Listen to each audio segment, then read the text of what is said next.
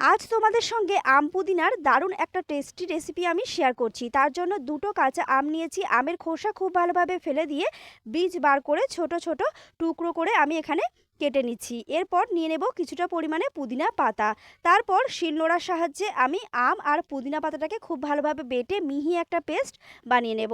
তোমরা চাইলে এটাকে মিক্সিং জারেও কিন্তু করে নিতে পারো, তবে এটা কিন্তু বেশি ভালো লাগবে শিলনোড়ায় বেটেই করলে। এরপর একটা পাত্রের মধ্যে আমি বেটে নেওয়া আম এবং পুদিনাটাকে তুলে নেব। তারপর এর মধ্যে আমি দিয়ে দিয়েছি 1 প্যাকেটের মতো জলজিরা পাউডার। এটা কিন্তু তোমরা দোকানে কিনতে পাবে। তারপর এর মধ্যে আমি দিয়েছি একটুখানি আমচুর পাউডার। খুব ভালোভাবে এটাকে মেখে নেওয়ার পর এর মধ্যে আমি দিয়েছি একটা বড় সাইজের চামচের 1 চামচ গুড়। চিনির পরিবর্তে গুড়টা কিন্তু আমাদের শরীরের জন্য বেশি উপকারী, তার জন্য আমি এখানে গুড় দিয়ে মেখে নিচ্ছি। তারপর দিয়েছি এখানে ঝালের জন্য কাঁচা লঙ্কা কুচি। তারপর কাঁচা সর্ষের তেল দিলেই কিন্তু তৈরি হয়ে যাবে টেস্টি আম পুদিনার চাটনি। কেমন লাগলো অবশ্যই কমেন্টে জানিও।